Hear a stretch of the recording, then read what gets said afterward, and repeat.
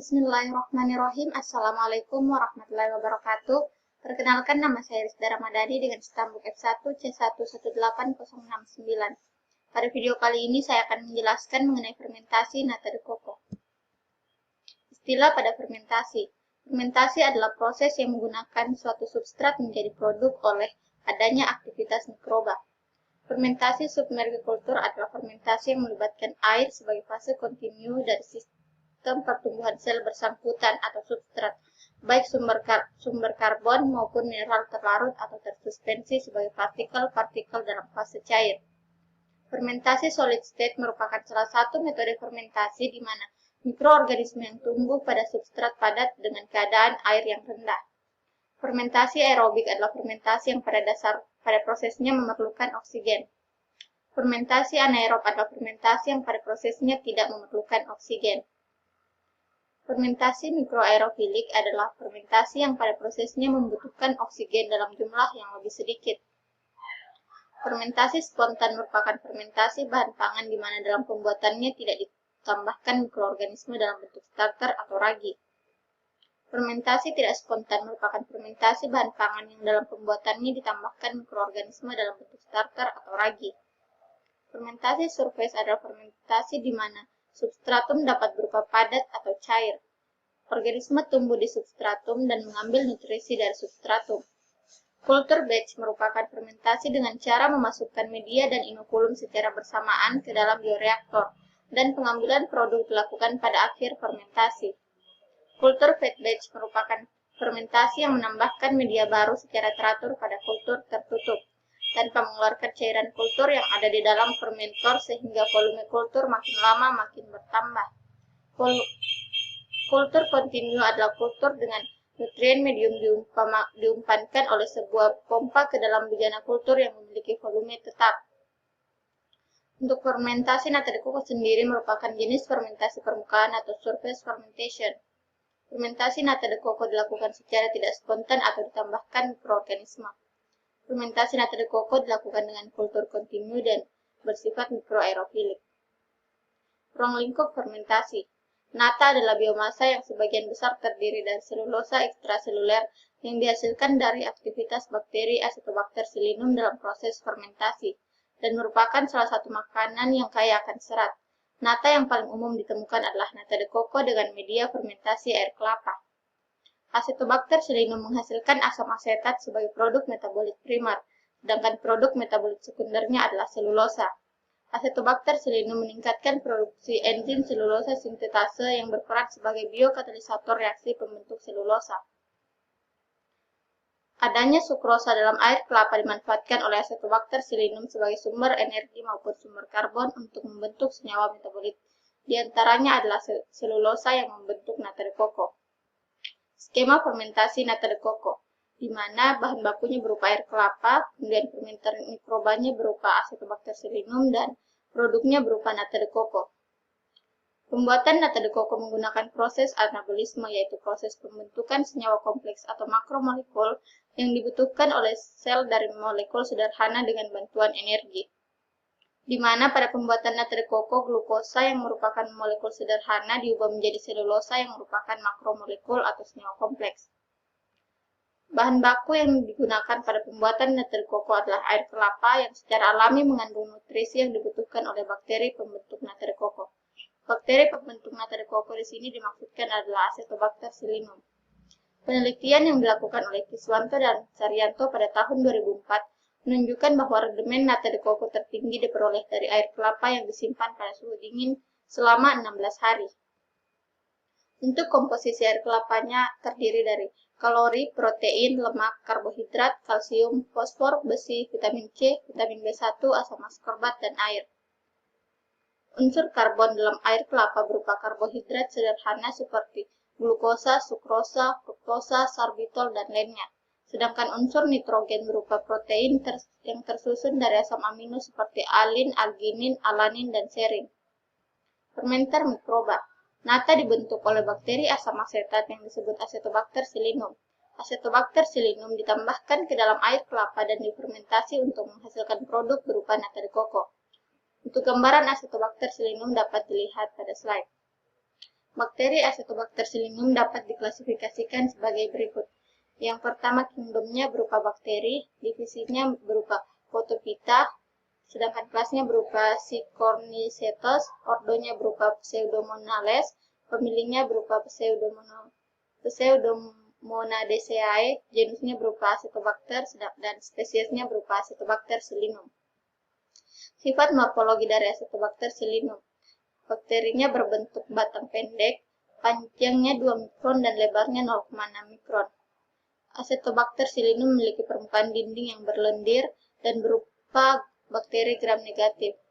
Dapat membentuk rantai pendek dengan 6-8 sel dan berwarna transparan atau tidak berpigmen. Dampak lingkungan untuk Acetobacter Silinium. Suhunya yaitu memiliki suhu optimum pada 28-31 derajat Celcius. Dan untuk udaranya, bakteri Acetobacter Silinium merupakan bakteri aerobik atau memerlukan oksigen. Untuk nutrisinya, bakteri Acetobacter Silinium ini memerlukan sumber nutrisi berupa C atau karbon, H atau hidrogen, dan N atau nitrogen, serta mineral untuk pertumbuhannya. Sedangkan pH dari bakteri Acetobacter Silinium ini yaitu pH optimumnya 4 sampai dengan 5. Untuk waktu fermentasi yang dibutuhkan oleh bakteri Acetobacter Silinium dalam pembuatan nata de coco adalah 8 sampai 14 hari. Kontrol penghambat pertumbuhan Acetobacter Silinium. Yang pertama, pemanasan. Pada suhu 35 derajat, nata tidak terbentuk walaupun masih ada pertumbuhan bakteri, sehingga tidak boleh dilakukan pemanasan atau perebusan nata de coco pada suhu 35 derajat Celcius karena natanya tidak akan terbentuk. Kemudian pendinginan. Pada suhu 15 derajat Celcius, Acetobacter Silinium tidak dapat tumbuh. Dan agen kimia. Pada air kelapa yang terlalu tua terkandung minyak yang dapat menghambat pertumbuhan bibit Acetobacter Silinium. Sehingga pada pembuatan nata de coco disarankan untuk tidak menggunakan air kelapa dari kelapa yang terlalu tua. Selanjutnya, fase pertumbuhan Acetobacter Silinium. Yang pertama, fase adaptasi, di mana pada fase ini terjadi aktivitas metabolisme dan pembesaran sel, meskipun belum mengalami pertumbuhan. Fase ini dicapai pada 0-24 jam sejak inokulasi. Yang kedua, fase pertumbuhan awal, dimulai dengan pembelahan sel dengan kecepatan rendah. Fase ini berlangsung beberapa jam saja. Yang ketiga, fase eksponensial atau logaritmik. Pada fase ini dicapai antara 1-5 hari. Dan juga pada fase ini bakteri mengeluarkan enzim ekstraseluler polimerase sebanyak-banyaknya untuk menyusun polimer glukosa menjadi selulosa. Untuk kurva pertumbuhan bakterinya dapat dilihat pada slide. Yang keempat, fase pertumbuhan lambat. Terjadi karena nutrisi telah berkurang. Terdapat metabolit yang bersifat racun yang menghambat pertumbuhan bakteri dan umur sel sudah tua. Yang kelima, fase pertumbuhan tetap atau statis, di mana pada fase ini terjadi keseimbangan antara sel yang tumbuh dan mati. Matrik nata lebih banyak diproduksi pada fase ini. Yang keenam, fase menuju kematian. Pada fase ini terjadi akibat nutrisi dalam media sudah hampir habis. Setelah nutrisi habis, maka bakteri akan mengalami fase kematian. Dan yang terakhir adalah fase kematian, di mana pada fase ini sel dengan cepat mengalami kematian sehingga tidak baik untuk dijadikan strain nata. Selanjutnya, produk. Nata de coco merupakan makanan berbentuk padat berwarna putih, transparan, tidak mudah hancur, tidak lengket, bertekstur kenyal, menyerupai gel, dan terapung di permukaan cairan. Nata memiliki kadar serat tinggi. Serat yang terkandung dalam nata meliputi selulosa, hemselulosa, lignin, dan serat larut air. Keunggulan pada kandungan seratnya dapat digunakan untuk meminimalkan beberapa penyakit. Adapun tabel komposisi nata de coco yang terdiri dari protein, serat kasar, karbohidrat, kalsium, lemak, dan air. Media fermentasi. Untuk komposisi media produksi nata de coco terdiri dari gula yang sebagai sumber karbonnya, air kelapa yang merupakan sumber karbon, nitrogen, dan mineral, amonium sulfat yang merupakan sumber nitrogen dan dapat menstimulasi aktivitas Acetobacter Silinium menjadi lebih sempurna, sehingga ketebalan lapisan nata dan rendemennya meningkat. Selanjutnya, asam asetat yang berfungsi untuk mengatur keasaman media, sehingga pada media berkisar pada pH optimum pada selang pH 4 sampai dengan 5 agar pertumbuhan mikroba dan produksi nata de coco dapat maksimal.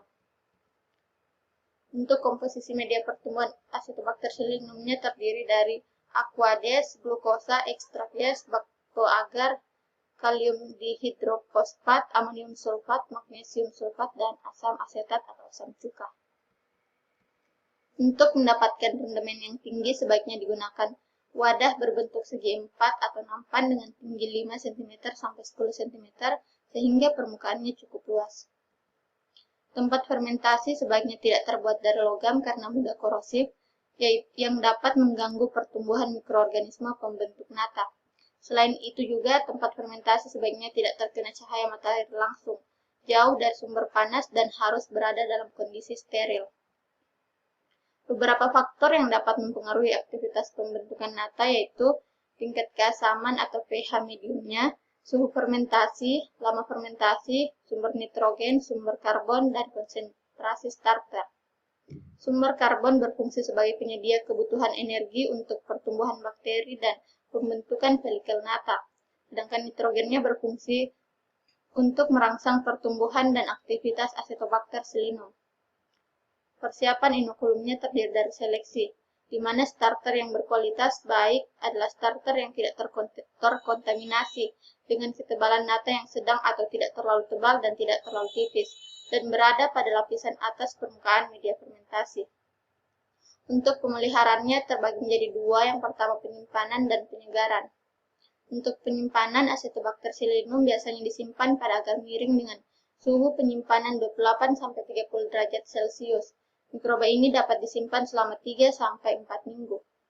Sedangkan untuk penyebarannya terbagi menjadi 3. Yang pertama, setiap 3 atau 4 minggu biarkan Acetobacter silinum harus dipindahkan kembali pada agar miring baru. Setelah 3 kali penyegaran, kemurnian biarkan harus diuji dengan melakukan isolasi biarkan pada agar cawan. Adanya koloni asing pada permukaan cawan menunjukkan bahwa kontaminasi telah terjadi. Biarkan pada agar miring yang telah terkontaminasi harus diisolasi dan dimurnikan kembali sebelum disegarkan. Persiapan inokulum yang terakhir terdiri dari pengendalian. Yang pertama, suhu ruangan dipertahankan konstan 32 derajat Celcius. Yang kedua, menjaga ruangan fermentasi tetap kering dan bersih. Yang ketiga, mengurangi cahaya sinar matahari masuk langsung di ruang fermentasi. Dan yang terakhir, ruang fermentasi terpisah dari ruang pengolahan. Untuk bioreaktornya sendiri, substrat cair dari air kelapa akan dipompakan ke dalam reaktor dengan menggunakan dosing foam. Reaktor yang digunakan akan dikondisikan dalam keadaan tertutup, di mana pemberian oksigen yang dibutuhkan nanti dialirkan melalui selang. Di dalam reaktor tersebut akan menggunakan hot plate magnetic stirrer yang berfungsi untuk mengaduk antara substrat dan cairan. Cairan yang di dalam reaktor dikeluarkan melalui saluran keluaran ke wadah penampung produk. Di wadah tersebut diharapkan akan terjadi proses pembentukan selulosa. Proses metabolisme produknya dimulai dari air kelapa, di mana Acetobacter silinum akan mengambil glukosa, kemudian glukosa dan ATP dengan bantuan enzim heksokinase akan menghasilkan glukosa 6-fosfat dan ADP, kemudian glukosa 6-fosfat dengan bantuan enzim fosfoglukomutase akan menghasilkan glukosa 1-fosfat dan glukosa 1-fosfat dengan bantuan glukosa 1-fosfaturidyl transferase dan UTP akan menghasilkan UDP glukosa dan fosfat, kemudian UDP glukosa dengan bantuan selulosa sintase akan menghasilkan selulosa. Untuk proses pembuatan starternya terdiri dari ZA, gula pasir, dan air kelapa yang direbus hingga mendidih, kemudian campuran tersebut tambahkan asam asetat dan dimasukkan ke dalam botol. Kemudian diaduk hingga merata dan ditutup dengan kertas. Didinginkan dan ditambahkan Acetobacter silinum, kemudian diinkubasi pada suhu kamar selama 6-8 hari, dan terbentuklah starter nata de coco. Proses pembuatan produknya di mana air kelapa disaring kemudian direbus. Pada perebusan ini juga ditambahkan gula pasir, ZA, dan asam asetat. Campuran tersebut kemudian dituangkan ke dalam baki atau wadah, kemudian dilakukan penutupan. Penutupannya di sini menggunakan kertas, kemudian dilakukan pendinginan dengan lama 2-3 jam. Kemudian pada proses pendinginan ini juga dilakukan pemberian starter atau bibit Setelah itu dilakukan fermentasi selama 8-14 hari, dan setelah 14 hari dilakukan pemanenan, dan nata yang telah dipanen dipotong-potong kemudian dinetralisasi. Di mana hasil dari netralisasinya ini ada dua. Yang pertama itu natanya yang kemudian diolah atau dimasak, dan limbah asamnya, di mana limbah asam ini dibuang ke pembuangan limbah. Kemudian nata yang telah dimasak telah siap untuk dikonsumsi. Kemudian netralisasi produk. Netralisasi dilakukan dengan cara menghilangkan kandungan airnya, yaitu dengan memeras menggunakan pengepres ulir atau memasukkan nata dadu dalam karung dan dipres dengan tong penampung yang diberi air. Potongan tersebut direndam, di mana perendaman dihentikan setelah nata digigit terasa hambar dan kembali ke bentuk semula. Penampakan nata lebih bersih dan warna putih transparan. Cara yang cepat untuk mengembalikan bentuk potongan nata ke bentuk semula dilakukan dengan memasukkan dalam bak air yang telah dilengkapi mesin pengaduk. Penetralan dapat dilakukan dengan perebusan untuk menetralkan rasa asamnya. Untuk analisis produknya dilakukan dengan menggunakan uji organoleptik yang merupakan analisis kualitatif. Uji organoleptik ini meliputi uji warna, aroma, rasa, dan tekstur. Sekian presentasi dari saya, kurang dan lebihnya mohon dimaafkan. Assalamualaikum warahmatullahi wabarakatuh.